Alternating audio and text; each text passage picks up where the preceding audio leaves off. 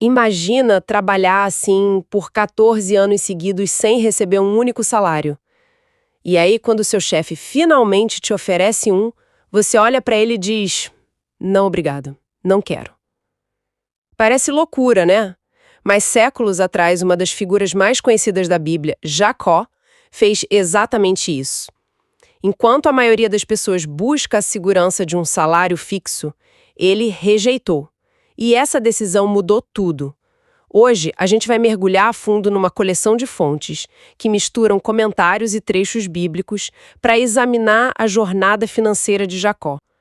O argumento central é que a prosperidade dele só decolou de verdade quando ele abandonou o que os textos chamam de mentalidade de empregado para se tornar na prática um empreendedor. E a nossa análise hoje vai focar numa pergunta bem intrigante.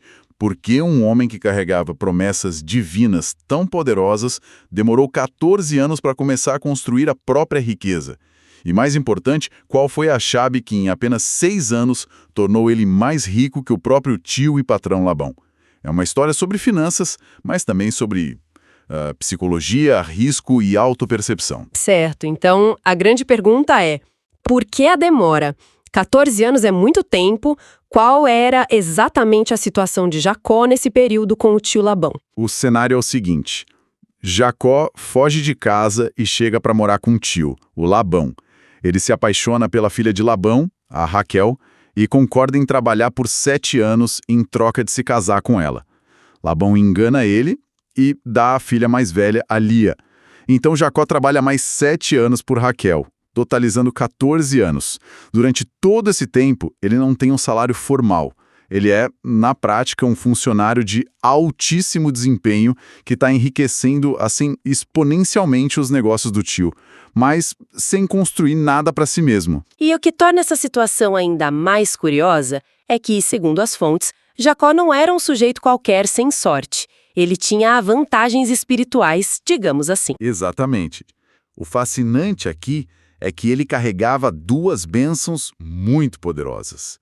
A primeira era a bênção da primogenitura, que ele obteve do pai, Isaac, e que era considerada a maior de todas as bênçãos terrenas, uma promessa de prosperidade, de liderança.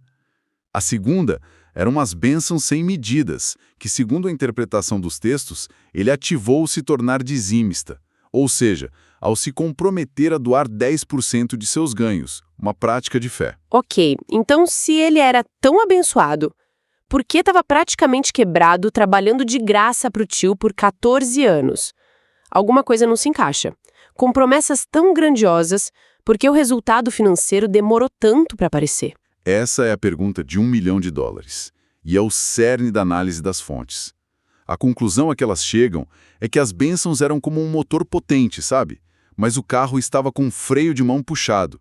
E esse freio de mão era a mentalidade dele. E essa mentalidade é colocada à prova num momento crucial. Depois de 14 longos anos, Labão, talvez sentindo que estava abusando da sorte, finalmente chega para Jacó e diz, em outras palavras: chega de trabalhar de graça, me diga qual é o seu preço, peça seu salário e eu te pago. Para qualquer um nessa situação, essa seria a hora de pedir um aumento, um cargo, um salário gordo. Todos os atrasados. Todos os atrasados. Seria o caminho lógico. Mas é aí que a história tem a sua grande virada. A resposta de Jacó é o que muda o jogo.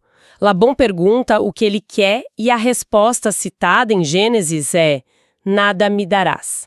Numa tradução mais moderna e direta que as fontes usam é: não quero salário. É uma recusa na cara, sabe? Quebra totalmente a expectativa. Por que dizer não? Depois de 14 anos, por que recusar a segurança de um pagamento fixo? Parece contraintuitivo. Se a gente conectar isso a um quadro maior, a recusa não foi só uma negociação financeira. As fontes argumentam que foi o reflexo de uma profunda mudança interna. Por 14 anos, Jacó pensou e agiu como um excelente empregado. Ele era leal, trabalhador, gerava uma riqueza absurda, mas para o dono do negócio. Labão, por outro lado, se comportava como um grande empresário, que soube capitalizar o talento do seu melhor funcionário. A recusa do salário foi o momento em que Jacó decidiu que não queria mais jogar esse jogo. Ele não queria mais ser um custo fixo na planilha do tio. E para descrever essa mentalidade de empregado, as fontes usam uma palavra bem específica sobre Jacó: pacato. Isso. E pacato aqui tem o sentido de ser pacífico, quieto, conformado, sabe? Alguém que não balança o barco. As fontes usam essa palavra para definir o estado mental de Jacó durante esses 14 anos. Ele era o funcionário perfeito. Fazia seu trabalho de forma brilhante, mas não buscava ativamente a própria prosperidade. Ele estava acomodado na situação. Mas espera aí. Chamar alguém que trabalhou duro por 14 anos, mesmo sendo enganado de pacato ou acomodado, não é um pouco injusto? Ele não estava sendo preguiçoso. É um ponto excelente. E as fontes não o chamam de preguiçoso, mas de passivo na gestão da própria carreira. A evidência que eles usam para sustentar essa ideia de mentalidade pacata é a oração que o próprio Jacó fez anos antes, quando fez o voto de se tornar dizimista. Ele pediu a Deus proteção na viagem e, em termos materiais, pediu apenas pão para comer e roupa para vestir. Entendo o argumento, mas pedir por pão para comer e roupa para vestir não poderia ser visto como um sinal de humildade, em vez de falta de ambição? Como as fontes distinguem uma coisa da outra? A interpretação das fontes distingue isso pelo contraste. Elas colocam essa oração em oposição direta à descrição do irmão de Jacó, Esaú. A Bíblia descreve Esaú como um perito caçador. A palavra perito denota especialização, maestria, proatividade. Já o pedido de Jacó é visto como um pedido de subsistência, o mínimo necessário para sobreviver. Não há nada de errado com a humildade, mas o argumento é que a mentalidade dele estava calibrada para a sobrevivência, não para a prosperidade que lhe havia sido prometida. Ele pediu o suficiente para não passar necessidade, e aí era isso que ele estava recebendo. Curioso pensar nisso, né? Como a gente pode ser ousado e proativo em uma área da vida e completamente passivo em outra. A mesma pessoa com dois sistemas operacionais diferentes. E as fontes mencionam que isso acontecia com Jacó. Exatamente. Uma das fontes aponta esse contraste de forma brilhante. Na vida amorosa, Jacó foi o oposto de pacato. Ele chegou, viu Raquel no primeiro dia, decidiu que era ela e imediatamente agiu. Fez um acordo, trabalhou 7 anos, foi enganado e não desistiu. Trabalhou mais 7. Ele foi incrivelmente proativo e resiliente por aquilo que queria. Mas na vida financeira, ele permaneceu passivo por 1 década e meia. A mudança acontece quando essa postura proativa da vida amorosa finalmente transborda para a vida financeira. Ok, então ele recusa o salário fixo e o que ele coloca na mesa em vez disso? Porque recusar é a parte fácil, a contraproposta é que define o jogo. E a contraproposta dele é genial. Em vez de um valor fixo, Jacó propõe um modelo de remuneração variável, totalmente baseado na produção e com um toque de genialidade estratégica. Ele diz a Labão que seus salários seriam todos os animais do rebanho que nascessem com características recessivas. Os salpicados, os malhados, os morenos. Naquela época, os animais de cor sólida eram considerados mais valiosos. Então, na prática, ele estava dizendo: fique com os animais premium, eu fico com os rejeitados. Meu pagamento vai depender da minha habilidade de fazer esses animais se multiplicarem. Exatamente. Ele estava pedindo uma participação nos lucros, mas de uma forma que parecia um péssimo negócio para ele e um ótimo negócio para Labão. Labão, sendo ganancioso, aceita na hora, achando que está levando vantagem. O que Jacó queria, como dizem as fontes, era liberdade para gerar a sua própria renda. Ele não queria mais ter seu tempo precificado pelo patrão. Ele queria que sua habilidade e seus resultados determinassem seus ganhos. Era uma troca da segurança pela oportunidade. E o resultado dessa mudança de modelo? É impressionante. Em apenas 6 anos, trabalhando no mesmo lugar, com o mesmo chefe e com o mesmo produto, ovelhas e cabras, Jacó se tornou mais rico que o próprio tio Labão. Aquele que ele enriqueceu por 14 anos foi superado em pouco mais de 1/3 do tempo.